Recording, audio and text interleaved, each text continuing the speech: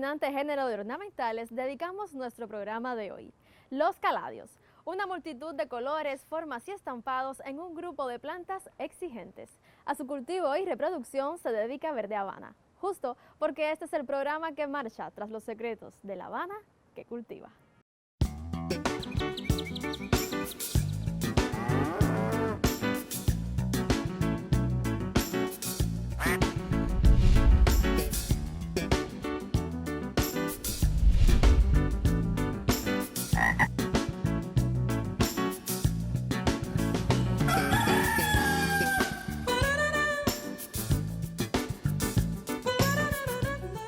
Los caladios son un género de plantas que no resultan precisamente fáciles, pero a nuestro amigo Javier González parece que le apasionan las plantas complicaditas. Recibámoslo en esta emisión para descubrir su colección y cómo las cultiva. La colección se fue enriqueciendo a lo largo de estos años y fueron apareciendo todos estos ejemplares, producto de algunas amistades que me han ayudado, algunos intercambios, algunas adquisiciones y compras que he hecho a lo largo de estos años. He llegado a obtener esta gran cantidad de variedades que van desde las que tienen hoja de corbatas, como se le conocen, hojas de corbata que requieren un poquito más de luz, las tradicionales, que le dicen normalmente cara de chivo, y otras variedades otra variedad como esta que está aquí, que no es un intermedio entre la de hoja de corbata y la cara de chivo, como se conoce normalmente, que son las tres variedades que hoy tengo en mi colección, pero en cuanto a forma y color hay un sinnúmero. Incluso existen otras más que ya están en el país, pero bueno, no he tenido la oportunidad de adquirirlas, que difieren en cuanto a tamaño, a forma, que posteriormente se adicionarán a la colección en la medida en que tenga posibilidad de acceder a ellas.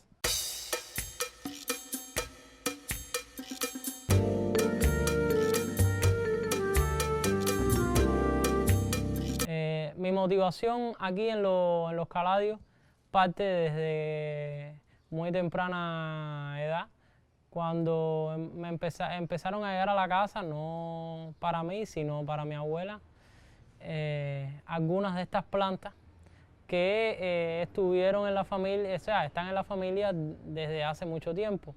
Ahí empezó mi motivación porque empecé a ver varias variedades y su forma, su color, me atrajeron mucho. Esa es la verdad. De hecho, esa fue la primera colección por la que yo empecé, porque estaban en mi familia desde que yo era un niño, como les dije anteriormente. Y entonces, después llegó la pandemia, y al llegar la pandemia, entonces me dediqué, como dije anteriormente, a enriquecer la colección.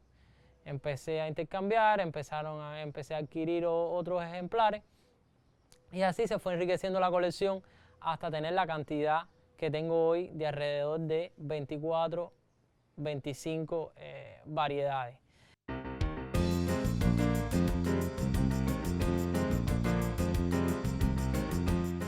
Los caladios son plantas bastante resistentes, solamente hay una plaga que es la que más las afecta, que es el pulgón, que él mismo le produce surcos o grietas a la hoja que impiden de que la savia haga su trabajo en el follaje, y esto provoca que la hoja se empiece a arrugar, se empiece a marchitar tempranamente. Por tanto, debemos utilizar el Neem Plus que venden en las casas de cultivo del estado en cada municipio, que esto hay que aspejarlo sobre el follaje para ir eliminando el pulgón. Cuando este desaparece, ya el follaje empieza a ser normal y la planta vuelve a su esplendor natural.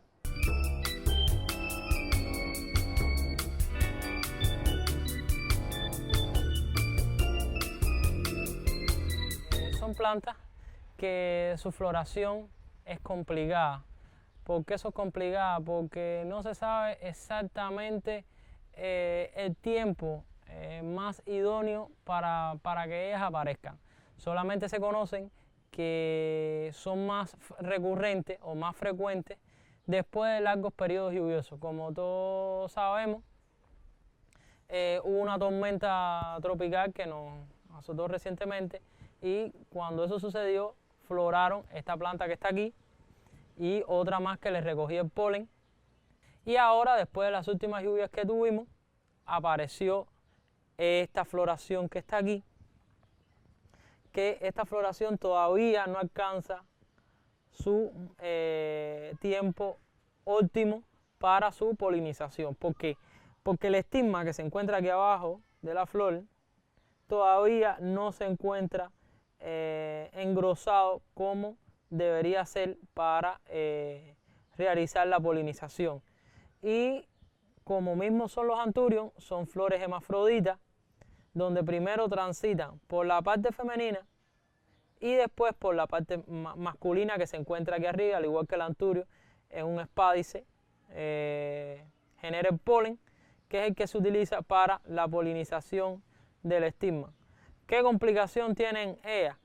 Que el día que da el polen es el último día en que el estigma se encuentra viable para su polinización.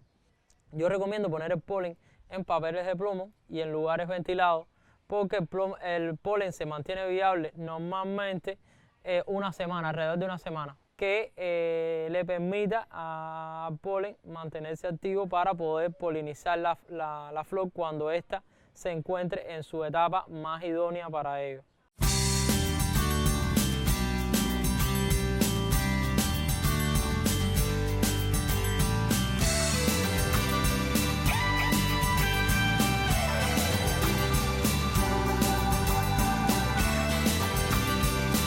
Que se hace la polinización, que se le aplica el polen al estigma de la flor, alrededor de la semana ya nos daremos cuenta si la planta polinizó o no polinizó.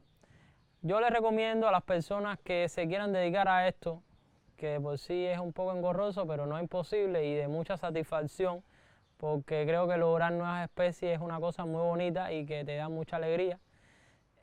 No perder la iniciativa. ¿Por qué? Porque ellas son complicadas de que se polinicen, por lo que dije anteriormente, porque lo estamos haciendo de una manera artificial cuando debe ser algo natural. Entonces a la semana sabremos si la planta quedó polinizada o no quedó polinizada. ¿Cómo lo vamos a saber? Pues bien, como mismo se muestra aquí, primero la planta, el estigma empieza a engrosarse y se empiezan a ver no solo los puntos negros, sino también ya manchitas verdes que significan que el fruto empieza a crecer. Esto te quiere decir que el fruto ya empieza a crecer y se empieza a formar. Que no es el fruto particularmente el que se va a sembrar, sino, y al igual que el anturio, es una semillita que tiene dentro, que es la que se va a extraer y es la que se va a sembrar en un sustrato que hablaré posteriormente. Ya otro síntoma que te muestra que esta planta quedó polinizada es su tallo. El tallo se mantiene verde. Si la planta no queda polinizada, este tallo empieza a morir, empieza a ponerse flácido y eso es un indicador de que el estigma no quedó polinizado como se esperaba normalmente. Pero al cabo de un mes que el fruto madure, hay que ponerle una caperuza. ¿Por qué? Porque estos frutos, es natural en este tipo de planta, expulsarlo de una manera violenta. O sea, estallan, como se dice en buen cubano, y estos frutos salen volando para caer en otras áreas donde se propaguen más satisfactoriamente.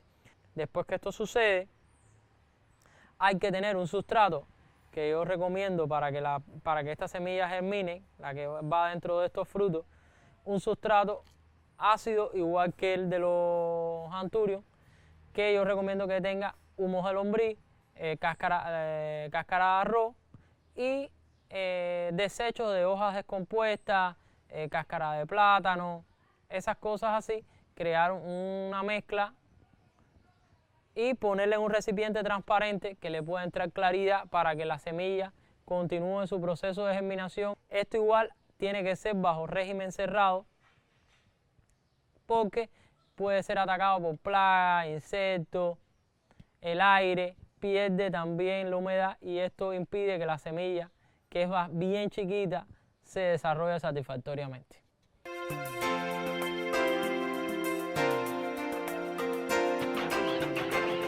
Son plantas de semisol.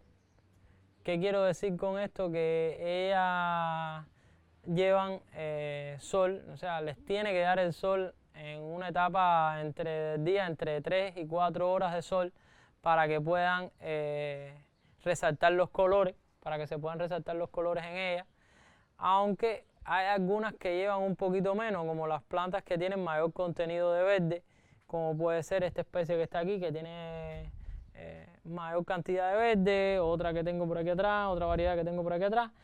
A no ser algunas excepciones, la gran mayoría de ellas lleva entre 3 y 4 horas de sol para que puedan realizar su proceso de coloración de manera satisfactoria. Estas son plantas que se deben de regar todos los días porque son plantas que necesitan su bulbo, o son plantas bulbáceas, donde su bulbo necesitan humedad en el sustrato para poder desarrollar el follaje que lleva, o sea, para que la hoja desarrolle su tamaño más grande, ellas deben de tener humedad en el sustrato. El sustrato de las mismas tiene que ser suelto, debe ser un sustrato suelto, rico en nitrógeno, rico en potasio, rico en hierro, para que el bulbo genere la mayor cantidad de nutrientes hacia el follaje. Ellas requieren de fertilizarlas por lo menos una vez a la semana. Deben de ser fertilizadas una vez por semana en esta etapa del año para que se mantengan vitales y no pierdan el esplendor de su follaje.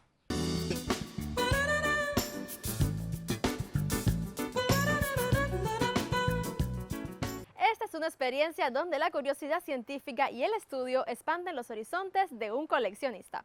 Esperando les resulte motivador y deseando todo género de éxitos a Javier, nos despedimos. Recuerde que usted puede enviarnos sus sugerencias a través de nuestra dirección postal, electrónica o dejar sus comentarios en nuestros perfiles de redes sociales. En la Casa de Mazón y San Miguel se produce este espacio dedicado a todos los que prefieren ver a La Habana pintadita de verde. Nos vemos.